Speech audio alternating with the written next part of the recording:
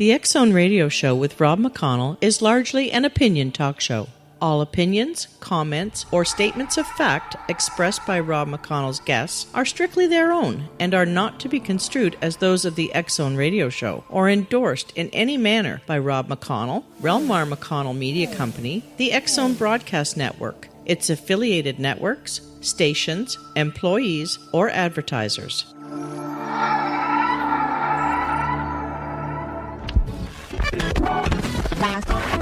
All Hit Radio.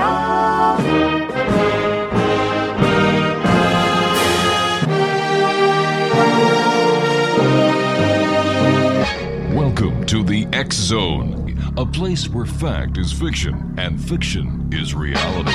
Now, here's your host, Rob McConnell. And welcome to the X Zone, everyone. My name is Rob McConnell, and this is the first show of the 2012-2013 season of the X Zone Radio Show. We've been on the Talkstar Radio Network now since 2004, and our first broadcast goes way back to 1992, and over those years I've had the opportunity of interviewing over 3,300 guests from every walk of life. And I'd like to say hello to Ed Shiflett, the chief engineer and operating officer of the Talkstar Radio Network, who makes sure that this show goes out each and every night. Bill McFadden down in White Springs, Florida. Victor Ives, the Big Cheese. And to all our affiliates around the world, thank you, and thank you, each member of the X Zone Nation. Over the years, we've talked about many, many things, X Zone Nation. We've talked about UFOs. We've talked about alien abductions, cattle mutilation, ghost hauntings, things that go bump in the night, Bigfoot, and much more. However, beyond a shadow of a doubt, the number one conspiracy theory is not UFOs, is not extraterrestrials, is not Bigfoot, but in fact, the events of September the 11th in the year 2001, when the World Trade Center was taken out by 2 aircraft, the Pentagon was struck, and then, due to the heroics aboard American Airlines Flight 93, another disaster was averted. There are those who are listening to the show right now who believe beyond a shadow of a doubt that President George W. Bush knew about the attacks, that the attacks were perpetrated by the United States of America. There was a television show on entitled George W. Bush, the 9/11 Interview. We decided to use modern technology to either prove or disprove the innocence of the President of the United States, George W. Bush. We completed a thorough voice spectral analysis of the audio track of President Bush, and there is no doubt in my mind that President Bush, during the interview, was telling the truth, that he did not have any knowledge of the attacks prior to September the 11th, and that his feelings, his heart, the very strength of his being was true. During the next 45 minutes, we will be playing that interview, and I'd like you, the X Zone Nation, to listen. Open your ears and cast aside any beliefs that you may have, and just listen to President Bush. Once again, we have finished a complete voice analysis spectral investigation on the audio track of President Bush during the 9/11 interview. And I believe, beyond a shadow of a doubt, that President George W. Bush, in the following audio track, will be telling the truth. Once again, X Zone Nation, this is our 2012-2013 premiere show, and I'd like to thank each and every one of you for making this show so popular, and to all the stations around the world for carrying the X Zone. The X Zone is truly a place where people dare to believe and dare to be heard. It's a place where fact is fiction and fiction is reality. And I'll be back on the other side of this commercial break when we'll start immediately with President George W. Bush, the 9/11 interview. My name is Rob McConnell, and this is the X Zone. www.xzoneradiotv.com, or send me an email, xzone@xzoneradiotv.com. I'll be right back as we continue, or as I should say, as we start George W. Bush, the 9/11 interview, here on the X Zone. Don't go away.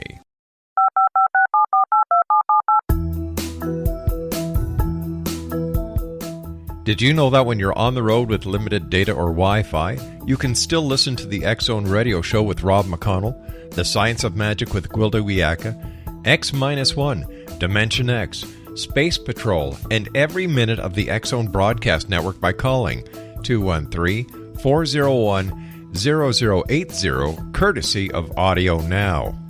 No smartphone, app, or internet needed. It saves your data plan, and it's free if you have unlimited minutes.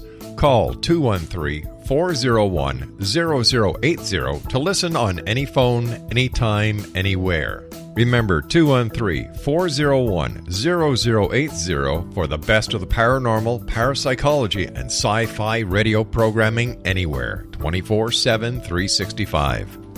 Hi everyone, Rob McConnell here, and I wanted to spend a moment on internet streaming. Everybody has heard about internet streaming, but not many know much about it. Did you know the internet streams just about everything? Movies. From new releases to old classics. TV shows. Almost every show, every episode, and much more. But the question has always been, how do you do it? Well now, thanks to the folks at 123 Ready TV, I have the answer for you. They have developed a simple program app, 123 Ready TV, that you install on your Windows PC, Android smartphone, or Android tablet that can have you streaming like a pro in less than 5 minutes. You truly won't believe how much is available or how easy it is to do until you try. And for a one-time cost of only $19.99, this product is a real winner. To learn more about 123 Ready TV, visit our website at www.xzbn.net.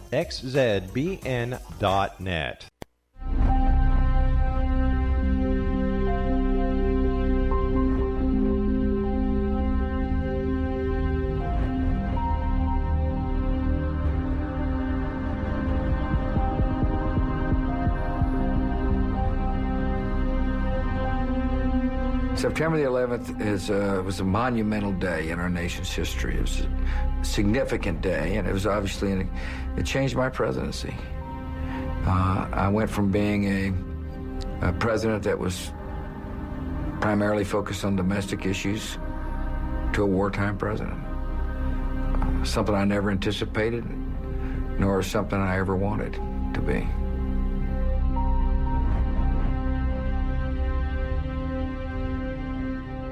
I started my morning off with a morning run. And I can remember running on the golf course of this resort where I was staying, and it was pretty dark. And I'm sure some of the people associated with the hotel looked out the window and saw these headlights illuminating a path for a runner, saying, "Who is this nut out there running?" So I went for a good long run. Got back and got my security briefing, and I remember clearly that of how normal it seemed. I mean, I can't remember the exact topics, but there was nothing out of the ordinary. And then went to the school to tout this curriculum. And it was all part of our plan to highlight education reform. This just into our newsroom. A plane has crashed into the World Trade Center. Let's get this live update from 1010 Wins correspondent. I had been notified that a plane had hit the World Trade Center. At first I thought it was a light aircraft. And my reaction was, man, either the weather was bad or something extraordinary happened to the pilot. I then informed some of my staff members to, provide help to New York City, whatever help they needed to take care of this incident, and then walked into the classroom. Good morning, boys and girls. Good morning, ladies. Good morning. I have brought with you to be the most wonderful guest. Would you please stand and recognize the President of the United States? Good morning.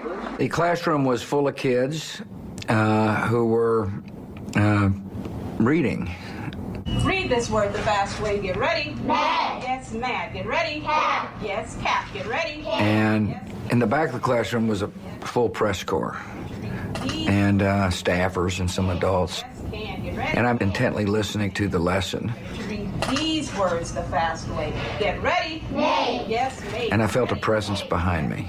Get ready. Yes, may. Get ready. And Andy Card's Massachusetts accent was whispering in my ear, "A second plane has hit the second tower. America is under attack."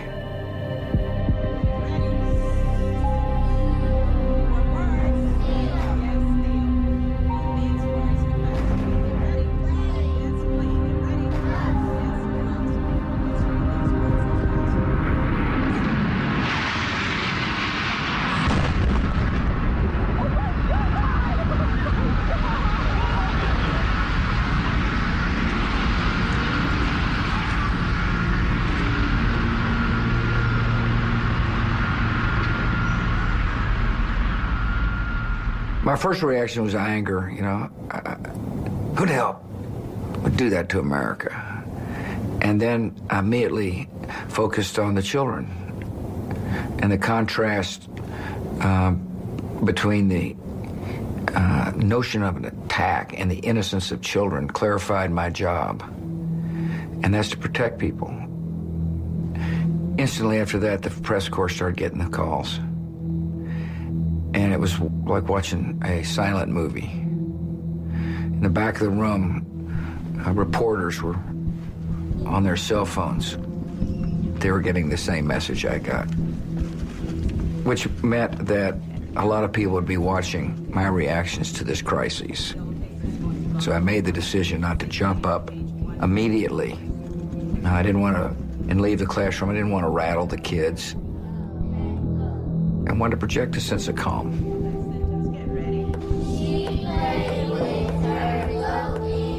It was immediately escorted out of the classroom to the holding room and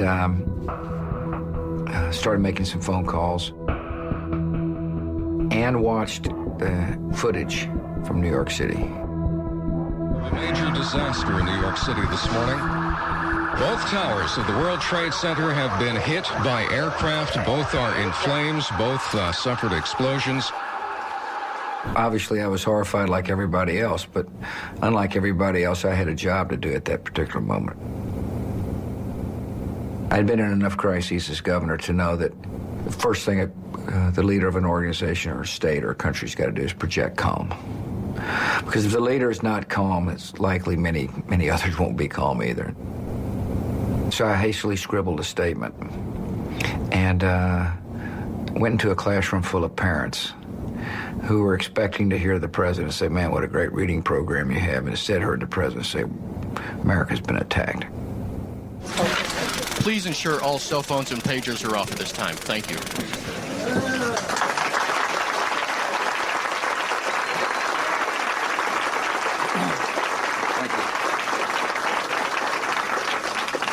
Ladies and gentlemen, this is a difficult moment for America. A lot of times the president is placed in a bubble or a capsule. In this case, I was able to see the reactions of our fellow citizens. The shock, the concern, the horror, the worry. Today, we've had a national tragedy.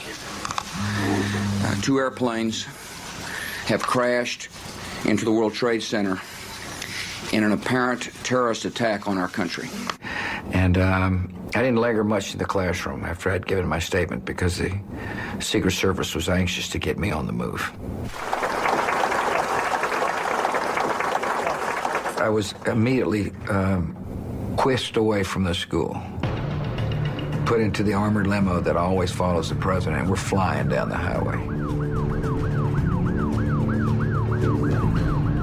Many of the senior members of my team who were in the West Wing were hustled into what's called the PIOC, an underground bunker in the White House. Condi Rice was there. Of course, Vice President Cheney was there. And so I immediately tried to make contact with them, and did. Although, I must tell you, the communication system was not very effective. I told them I was, stay put. They'd be hearing from me, and I'd be heading home. And Condi calls me from the secure bunker and says, a third plane has hit the Pentagon.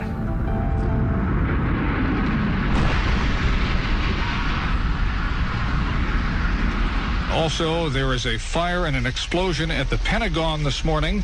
The very seat of our nation's defense apparently been targeted for another terrorist attack. I remember thinking the first one was likely an accident, the second one was an attack, and the third plane was a declaration of war. Ambulances, fire equipment, and police cars. I can tell you right now, it looks like a war zone. The first task at hand was to respond to the attacks and to prevent other attacks from happening as best as we could.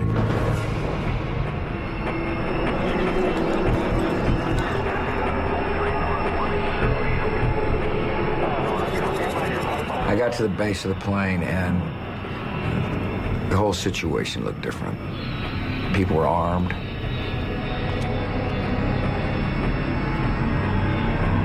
Stewardesses at the top of the stairs were sad and concerned and frightened. I remember giving them a big hug and saying, everything will be all right. And I said, let's go to Washington. I wanted to be in Washington, D.C. as the commander-in-chief at a time of war. And I needed to be, in the Capitol, making the decisions necessary to protect the homeland and recover from the initial attacks.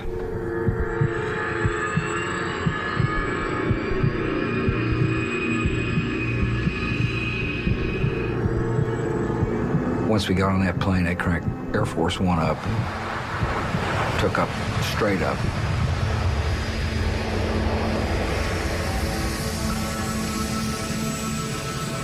We got Air Force One over here in the Bruton sector. He's about 5 minutes from Crestview, and we don't know what he's going to do when he gets there. All right, thank you. All right. We're headed toward Washington, and I feel the plane bang.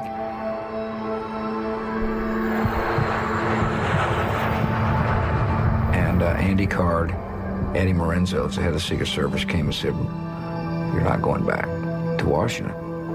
I said, what the hell are you talking about, man? I'm the President of the United States. We're going back. I need to be there.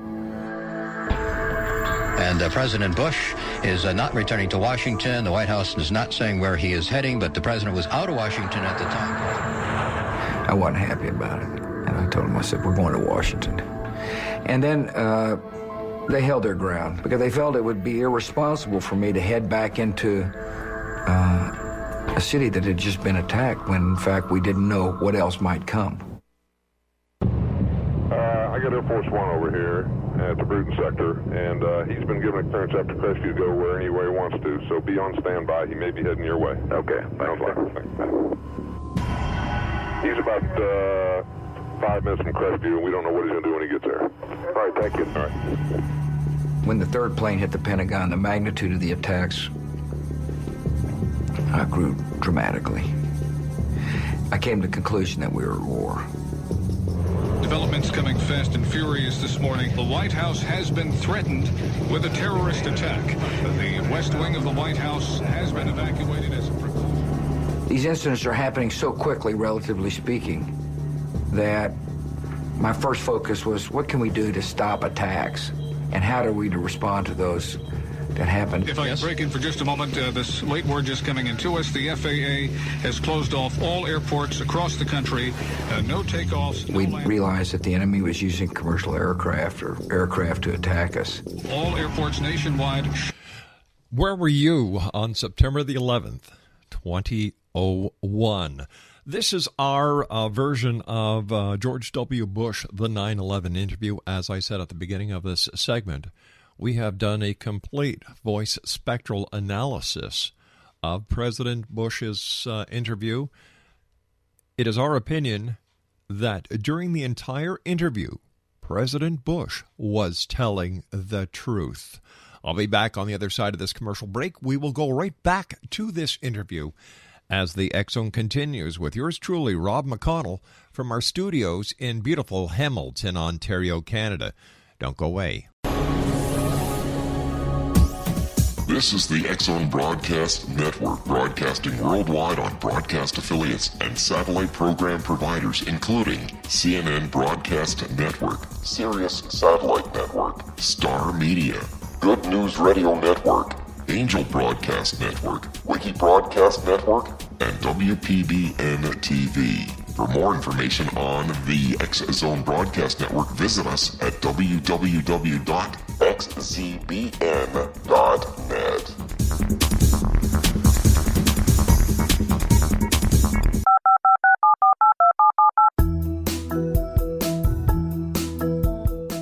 Did you know that when you're on the road with limited data or Wi-Fi, you can still listen to the X Zone Radio Show with Rob McConnell, The Science of Magic with Gwilda Wiyaka, X-1, Dimension X, Space Patrol, and every minute of the X Zone Broadcast Network by calling 213-401-0080, courtesy of Audio Now. No smartphone, app, or internet needed.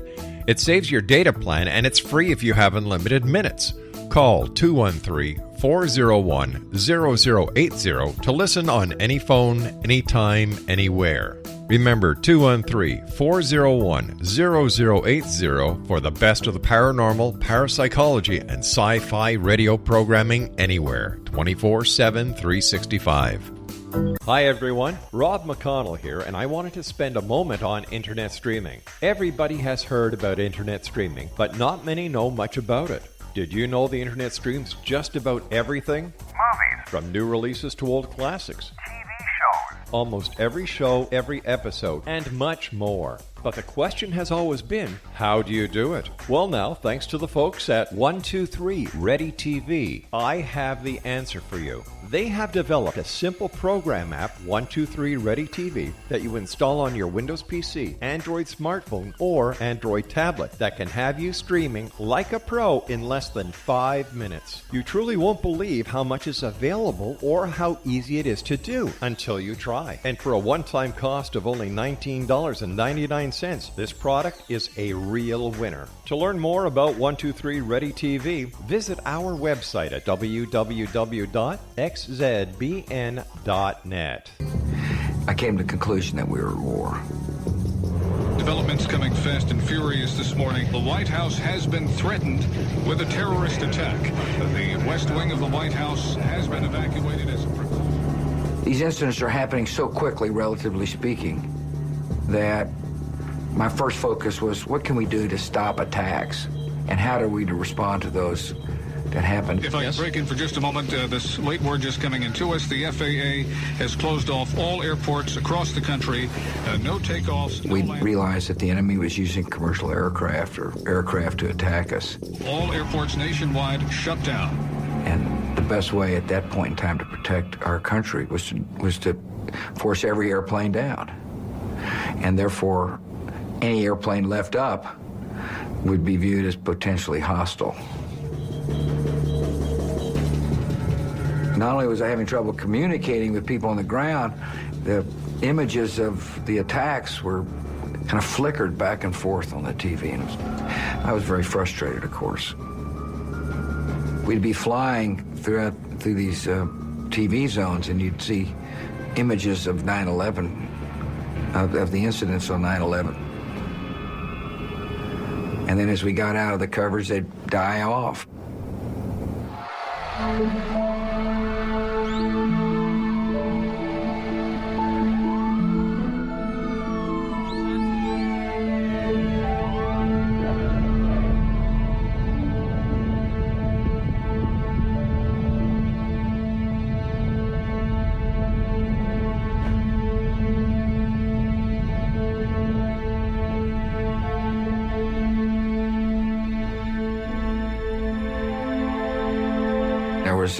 There was a lot of sadness on Air Force One. We'd seen the images of people dying, and I just knew the heartbreak that was ravaging families. The most powerless I ever felt was when I was watching people jump to their death on TV and there's nothing I could do about it.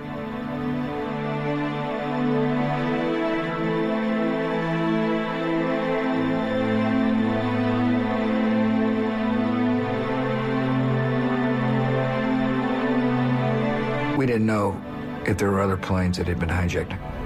So the first decision I made on Air Force One was to give our Air Force orders to shoot down commercial aircraft that did not respond to orders to land.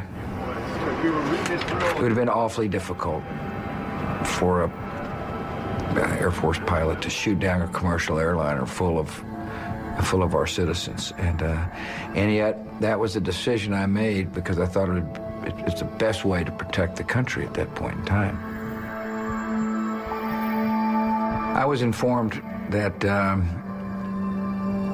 the fourth plane, Flight 93, went down in a field in rural Pennsylvania, and for a moment I thought that plane might have gone down because of the order I had given.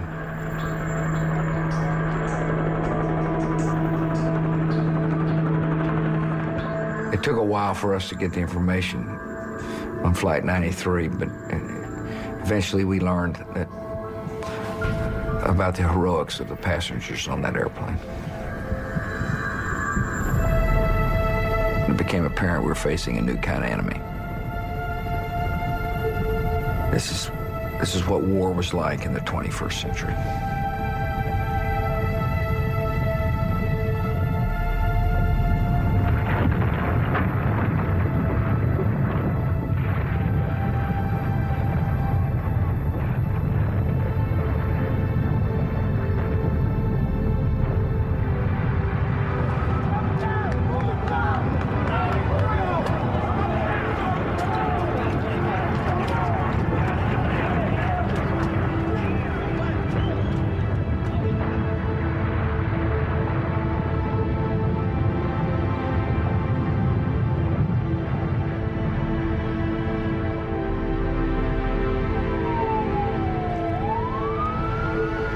You really don't know what it's like to be a wartime president until the moment occurs.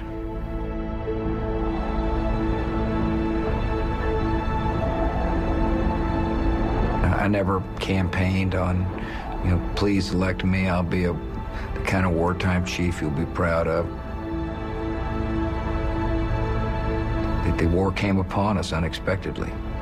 And at that point in time, you just deal with the issues. And there's a certain gravity, of course, that comes when you start making decisions that involve life. This wasn't one of these moments where you can weigh the consequences or think about the politics. You decide. And I made the decisions as best I could in the fog of war. But I was determined to protect the country, and I was determined to find out who did it and go get them.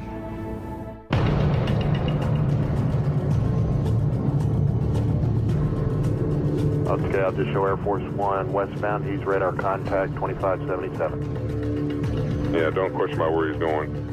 Just watch him, and there's no flight plan in right now. We're not going to put anything in.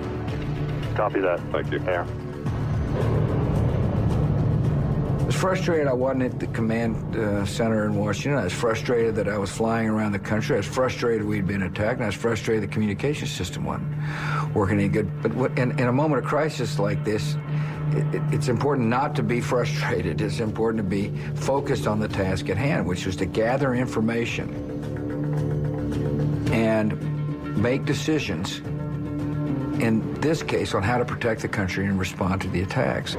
Then the president was actually moved. We don't know where the president is. He was out of Washington at the time of these terror attacks. He was in Florida, and then he was moved. We heard or we were told. One of my concerns, like the concerns of other husbands and our wives, was my spouse okay? Was Laura okay? And my second concern was, were our girls okay? took a while to find her. She was in a secure location, and it was awesome to hear her comforting voice. And she had talked to the girls, and they were secure, so that was a relief for me. As I flew around, it dawned on me that we're the only plane left. I looked out the window, and we had armed escorts. But you don't want the president flying back into an environment that is dangerous, and something were to happen to me, it would have been a major blow for the terrorists, because they would have killed the president of the United States in a time of war. And so I said, all right, reluctantly said, all right, and we headed to Barksdale Air Force Base in Shreveport, Louisiana. You got anything on 151? No, you can have whatever you need, brother, because we don't have anybody in the air over here.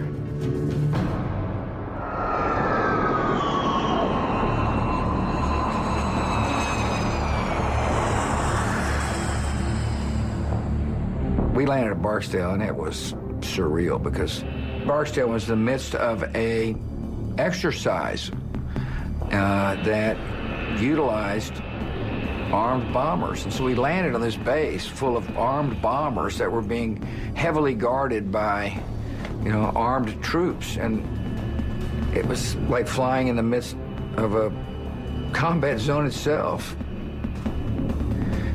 And we got in a vehicle, and the kid driving the thing felt like 100 miles an hour. I mean, we're bouncing along, charging along. Finally I told the guy, I said, slow down. I mean, Al-Qaeda's not here. That's about as humorous a moment as the day had. The American people are getting inundated with pictures of collapsing buildings and smoldering Pentagon. People jumping to their death. There's just unspeakable horror on their TV screens, and they needed to know that the president was, one, safe, and two, along with the government, on top of the situation. All major branches of the United States government evacuated this morning. The Pentagon has been evacuated, along with the West Wing of the White House, the Capitol, all major... And the scene here is just one right out of one of those movies you would see in Hollywood. People walking around with tears, holding their heads, looking up at what's left of the World Trade Center, just shaking their heads in disbelief. The scene just of utter chaos, and just wondering what happened to those folks in the Trade Center.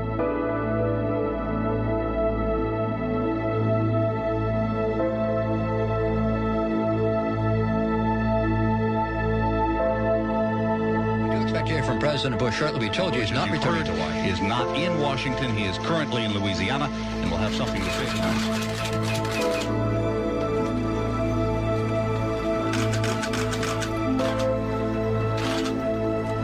I made my statement. They refueled the airplane.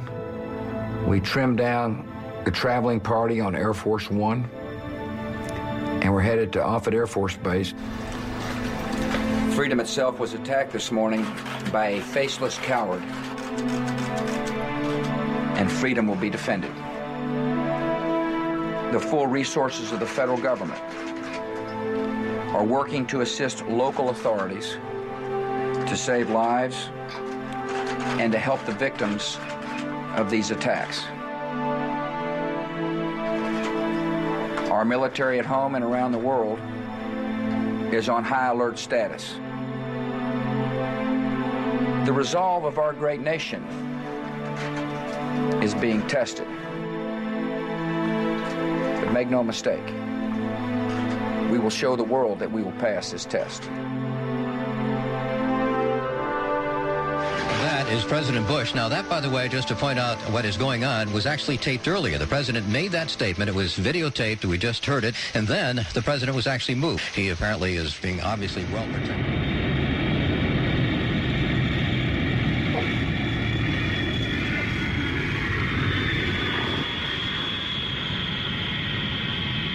The decision was made to go to Offutt Air Force Base in Nebraska by the military and the Secret Service because They figured this was the safest place for me to be. Very secure bunker there. There's a lot of communications there. When we landed it in Nebraska, we got hustled off to the secure bunkers. They had a conference room in it, and I had assembled my national security team via the video conferencing tools and off it. And I got a report for how each department was responding to the crises.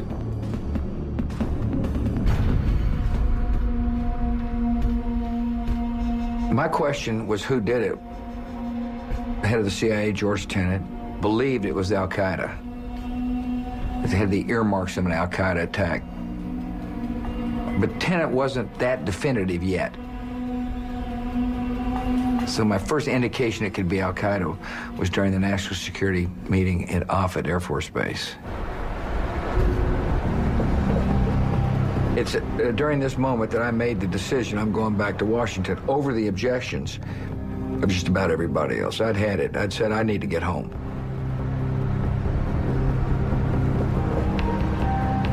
A lot had developed. It was important to wrap the day up with a presidential speech assuring people that the government was functioning and responding and that we would take the appropriate actions necessary to protect our country. And I damn sure wasn't going to give it from a bunker in Nebraska. I wanted to give it from the Oval Office. I didn't want the enemy to have the psychological victory of a president speaking from a bunker in the heartland of our country and not speaking from the Capitol that had been attacked. So I told the head of the Secret Service and others, I'm coming home. And they prepared the flight, and off we went. Washington Air Force, lower, like lower, please. Air Force 1 departing 15 for 7,000. Air Force 1, turn left at the end, contact ground point 8. Force 1 copies. We are clear to land. There will be possibly one or two. So there you have it, Exo Nation. You can clearly hear that President Bush is taking this very seriously, and that he's telling his side of the story that I don't think many people have ever heard before directly from the president's mouth, in his own words. Once again, we did a spectral voice analysis on the president's interview, and we could find no evidence whatsoever when looking at the spectral analysis that the president was telling anything but the truth. He was showing sincerity. He was showing emotion. He was showing responsibility. But the one thing we could not find was whatsoever proof in the voice spectrum analysis that he was being deceitful. When we come back from the other side of this commercial break, the final 4.5 minutes of this interview. Now, the interview in its entirety will be available at www.xzonepodcast.com. That's www.xzonepodcast.com. I'll be back on the other side of this commercial break as we finish this final segment of George W. Bush, the 9/11 interview. My name is Rob McConnell. This is the X Zone. And once again, this is the first segment of the first show in the 2012-2013 season. Thank you, everyone, for making the X Zone the great show it is. We'll be back. Don't go away. This is the X Zone Broadcast Network, broadcasting worldwide on broadcast affiliates and satellite program providers, including CNN Broadcast Network, Sirius Satellite Network, Star Media, Good News Radio Network, Angel Broadcast Network, Wiki Broadcast Network, and WPBN TV. For more information on the X Zone Broadcast Network, visit us at www.xzbn.net.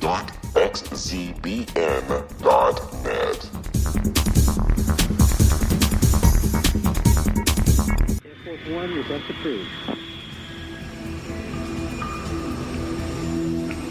President Bush arrived back in Washington a few moments ago to essentially a silent city. Washington, D.C., much like the lower part of Manhattan, has been... As we lifted off of Out of Andrews Air Force Base on Marine One, I could see the smoke of the Pentagon. And I remember thinking, here I am, the commander-in-chief in a war zone. We'd been attacked by an enemy right here in the heart of our capital. The Marine One pilot took evasive action, flying this thing as if we are in a war zone. And we came pretty close to the Pentagon. It was an eerie sight to look down. The contrast was unbelievable between a vibrant city and a city that had been shut down because of an attack.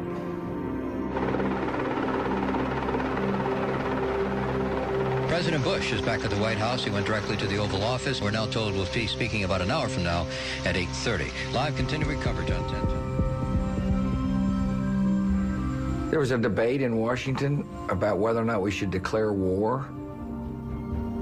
And I made the decision not to declare war that night. I did make it clear that we were going to protect the homeland. We're going to bring justice.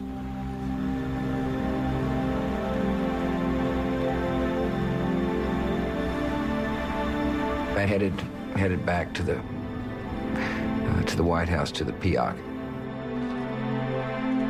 Vice President was there, and a couple of other senior staffers were there. And saw Laura. I gave the big hug, and we didn't need to say a lot. The hug is all that was necessary. Good evening. Today, our fellow citizens, our way of life, our very freedom came under attack in a series of deliberate and deadly terrorist acts. These acts of mass murder were intended to frighten our nation into chaos and retreat. But they have failed. I felt I needed to strike the right balance between comforting and grieving and going on the offense. The search is underway for those who are behind these evil acts.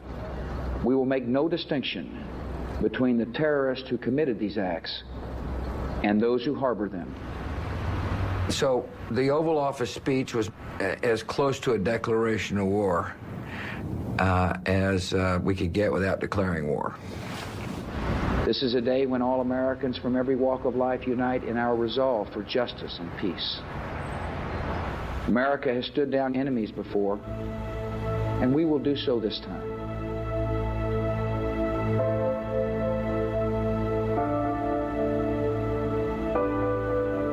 I'd had a long day. I knew I needed rest, and I couldn't sleep. I was thinking about the images, thinking about what I needed to do, thinking about the day, thinking about the next day. And I heard a guy breathing heavily. And it's Mr. President. Mr. President, you got to come now. The White House is under attack. All right, X-Zone Nation, to listen to the conclusion of George W. Bush, the 9/11 interview, simply go to www.xzonepodcast.com. That's www.xzonepodcast.com, and judge for yourself, X-Zone Nation, whether or not the President of the United States was telling the truth, or if you believe in your heart of hearts that what happened on September the 11th, 2001 was all part of a major conspiracy by the government for the people. I'll be back on the other side of this commercial break at 6.5 minutes past the hour as the X-Zone continues with yours truly, Rob McConnell. Don't go away now.